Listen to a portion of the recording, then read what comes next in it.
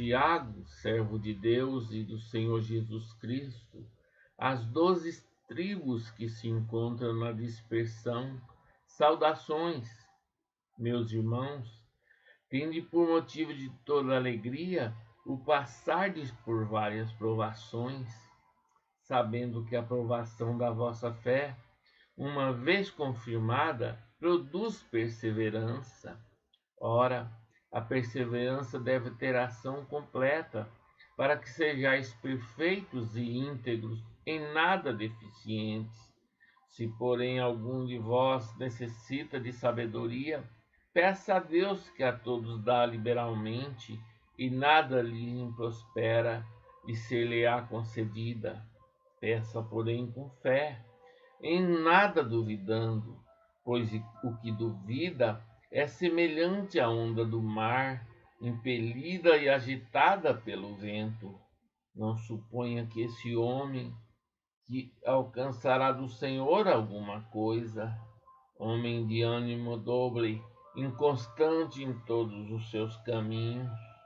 O irmão, porém, de condição humilde, glorie-se na sua dignidade, e o rico na sua insignificância, porque ele passará como a flor da erva, porque o sol se levanta com seu ardente calor, e a erva seca, e a sua flor cai, e desaparece a formosura do seu aspecto. Assim também se murchará o rico em seus caminhos. Bem-aventurado o homem que suporta com perseverança a aprovação, porque depois de ter sido aprovado, receberá a coroa da vida, a qual o Senhor prometeu aos que o amam. Ninguém, ao ser tentado, diga: sou tentado por Deus, porque Deus não pode ser tentado pelo mal, e ele mesmo a ninguém tenta. Ao contrário, cada um é tentado pela sua própria cobiça. Quando esta o atrai e seduz, então a cobiça, depois de haver concebido, dá à luz o pecado, e o pecado, uma vez consumado, gera a morte.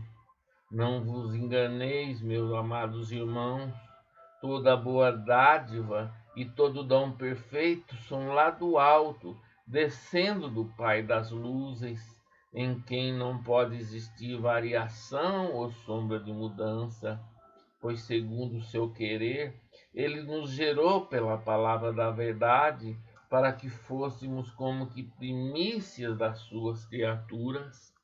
Sabeis estas coisas, meus amados irmãos, todo homem, pois seja pronto para ouvir, tardio para falar, tardio para se irar, porque a ira do homem não produz a justiça de Deus. Portanto, despojando-vos de toda impureza e acúmulo de maldade, acolhei com mansidão a palavra em vós implantada, a qual é poderosa para salvar a vossa alma. Tornar-vos, pois, praticantes da palavra, e não somente ouvintes, enganando-vos a vós mesmos. Porque se alguém é ouvinte da palavra e não pratica, assemelha-se ao homem que contempla no espelho o seu rosto natural, pois a si mesmo se contempla e se retira e para logo se esquece de como era a sua aparência. Mas aquele que considera atentamente na lei perfeita, lei da liberdade, e nela persevera, não sendo ouvinte negligente, mas operoso praticante, esse será bem-aventurado no que realizar. Se alguém supor ser religioso, deixando de refrear a língua, antes enganando o próprio coração, a sua religião é vã. A religião pura e sem mácula para com o nosso Deus e Pai é esta: visitar os órfãos e as viúvas nas suas tribulações, e a si mesmo guardar-se incontaminado do mundo. Meus irmãos, Não tenhais a fé em nosso Senhor Jesus Cristo, Senhor da glória, em acepção de pessoas. Se, portanto, entrar na vossa sinagoga algum homem com anel de ouro nos dedos, em trajos de luxo, e entrar também algum pobre andrajoso, e tratardes com deferência o que tem os trajes de luxo, e lhe disserdes: tu assenta-te aqui em lugar de honra, e disserdes ao pobre: tu fica aqui em pé, ou assenta-te aqui abaixo do estrado dos meus pés. Não fizeste distinção entre vós mesmos, e não vos tornaste juízes tomados de perversos pensamentos? Ouvi, amados meus, não escolheu Deus os que para o mundo são pobres, para serem ricos em fé e herdeiros do reino que ele prometeu aos que amam? Entretanto, vós outros menosprezaste o pobre. Não são os ricos que vos oprimem, e não são eles que vos arrastam para tribunais? Não são eles os que blasfemam o bom nome que sobre vós foi invocado? Se vós, contudo, observais a lei, régia segundo a Escritura: amarás o teu próximo como a ti mesmo, fazeis bem. Se, todavia, fazeis acepção de pessoas, cometeis pecados, sendo arguidos pela lei como transgressores. Pois qualquer que guarda toda a lei, mas tropeça em um só ponto, se torna culpado de todos. Portanto, aquele que disse: não adulterarás, também ordenou: não matarás. Ora, se não adulteras, porém matas, vens a ser transgressor da lei. Falai de tal maneira, e de tal maneira procedei, como aqueles que hão de ser julgados pela lei da liberdade, porque o juízo é sem misericórdia para com aquele que não usou de misericórdia. A misericórdia triunfa sobre o juízo. Meus irmãos, qual é o proveito se alguém disser que tem fé, mas não tiver obras? Pode acaso semelhante fé salvá-lo? Se um irmão ou irmã estiver carecido de roupa e necessitados de alimento cotidiano, e qualquer dentre vós lhes disser: ide em paz, aquietai-vos e fartai-vos, sem contudo lhes dar o necessário para o corpo, qual é o proveito disso? Assim também a fé, se não tiver obras, por si só está morta. Mas alguém dirá: tu tens fé e eu tenho obras. Mostra-me essa tua fé sem as obras, e eu com as obras te mostrarei a minha fé. Crê tu que Deus é um só? Fazes bem. Até os demônios creem e tremem. Queres, pois, ficar certo, ó homem sensato, de que a fé sem as obras é inoperante? Não foi por obras que Abraão, nosso pai, foi justificado, quando ofereceu sobre o altar o próprio filho Isaque. Vês, com a fé operava juntamente com as suas obras. Com efeito, foi pelas obras que a fé se consumou e se cumpriu a escritura, a qual diz: ora, Abraão creu em Deus, e isso lhe foi imputado para a justiça. Foi chamado amigo de Deus. Verificais que uma pessoa é justificada por obras e não por fé somente. De igual modo, não foi também justificada por obras a meretriz Raabe, quando acolheu os emissários e os fez partir por outro caminho? Porque assim como o corpo sem espírito é morto, assim também a fé sem obras é morta. Meus irmãos, não vos torneis, muito de vós, mestres, sabendo que havemos de receber maior juízo, porque todos tropeçamos em muitas coisas. Se alguém não tropeça no falar, é perfeito varão, capaz de refrear também todo o corpo. Ora, se pomos freio na boca dos cavalos para nos obedecerem, também lhes dirigimos o corpo inteiro. Observai igualmente os navios, que, sendo tão grandes e batidos de rijos ventos, por um pequeníssimo leme são dirigidos para onde queira o impulso do timoneiro. Assim também a língua, pequeno órgão, se gaba de grandes coisas. Vede como uma fagulha põe em brasa tão grande selva. Ora, a língua é fogo, é mundo de iniquidade. A língua está situada entre os membros do nosso corpo e contamina o corpo inteiro. E não só põe em chama toda a carreira da existência humana, como também é posta ela mesma em chamas pelo inferno. Pois toda espécie de feras, de aves, de répteis e de seres marinhos se doma e tem sido domada pelo gênero humano. A língua, porém, nenhum dos homens é capaz de domar. É mal incontido, carregado de veneno mortífero. Com ela bendizemos ao Senhor e Pai, também com ela amaldiçoamos os homens, feitos à imagem de Deus. De uma só boca procede bênção e maldição. Meus irmãos, não é conveniente que estas coisas sejam assim. Acaso pode a fonte jorrar do mesmo lugar o que é doce e o que é amargoso? Acaso, meus irmãos, pode a figueira produzir azeitonas ou a videira figos? Tampouco fonte de água salgada pode dar água doce?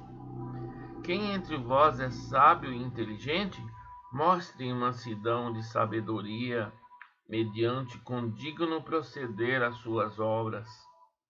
Se, pelo contrário, tendes em vosso coração inveja, amargurada e sentimento faccioso, nem vos glorieis disso, nem mintais contra a verdade. Esta não é a sabedoria que desce lá do alto, antes é terrena, animal e demoníaca. Pois onde há inveja e sentimento faccioso, aí há confusão e toda espécie de coisas ruins. A sabedoria, porém, lá do alto é primeiramente pura, depois pacífica, indulgente, tratável, plena de misericórdia e de bons frutos, imparcial, sem fingimento. Ora, é em paz que se semeia o fruto da justiça para os que promovem a paz.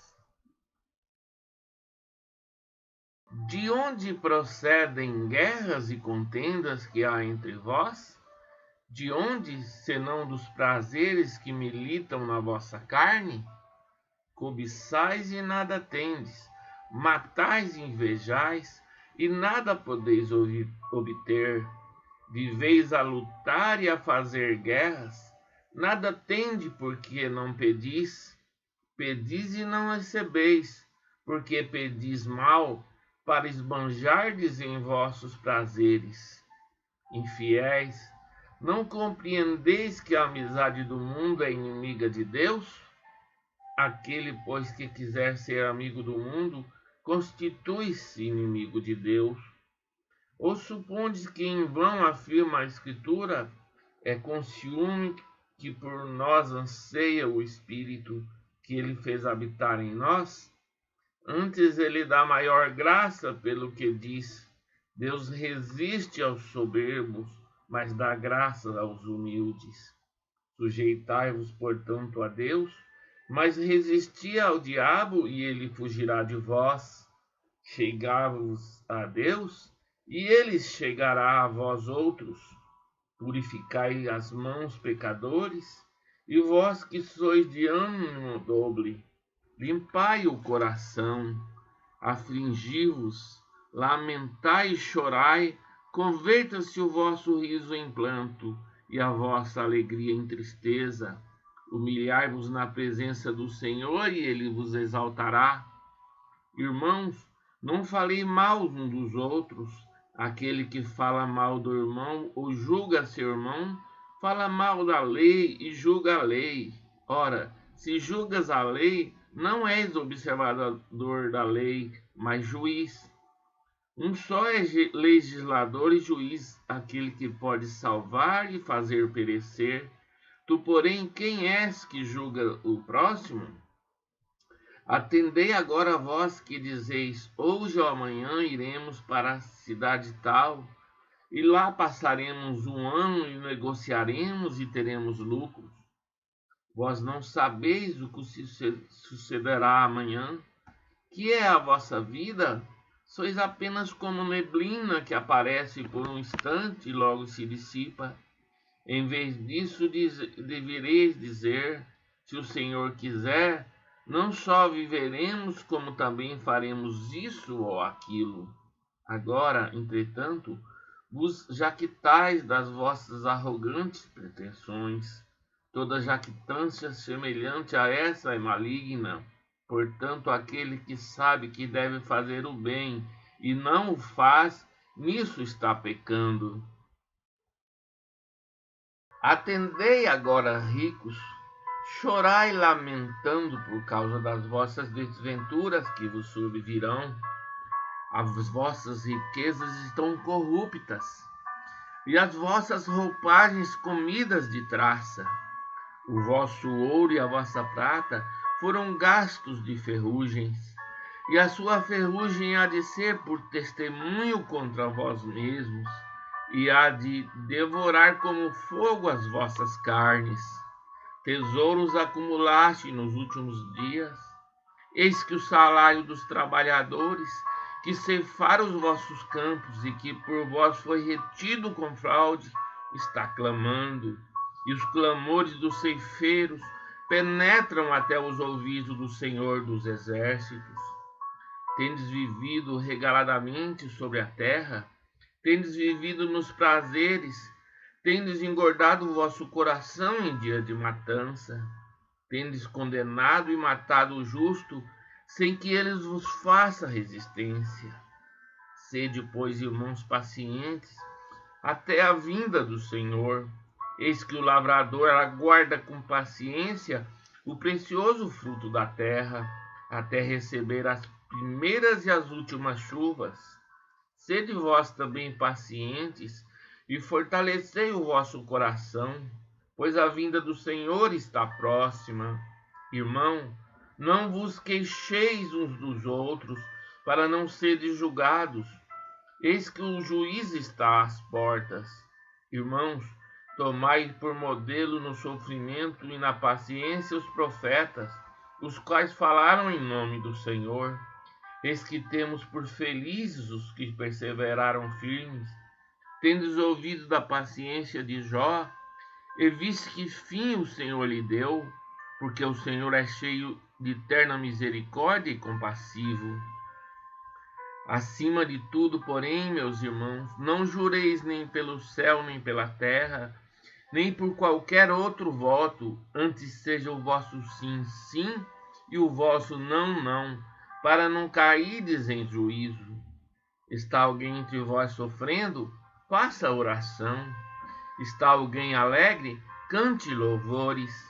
Está alguém entre vós doente? Chame os presbíteros da igreja, e estes façam oração sobre ele, ungindo-o com óleo, em nome do Senhor. E a oração da fé salvará o enfermo, e o Senhor o levantará. E se houver cometido pecados, ser-lhe-ão perdoados. Confessai, pois, os vossos pecados uns aos outros, e orai uns pelos outros, para serdes curados. Muito pode por sua eficácia a súplica do justo. Elias era um homem semelhante a nós, sujeito aos mesmos sentimentos, e orou com instância para que não chovesse sobre a terra, e por 3 anos e 6 meses não choveu. E orou de novo, e o céu deu chuva, e a terra fez germinar seus frutos. Meus irmãos, se algum entre vós se desviar da verdade, e alguém o converter, Sabei que aquele que converte o pecador do seu caminho errado salvará da morte a alma dele e cobrirá a multidão de pecados.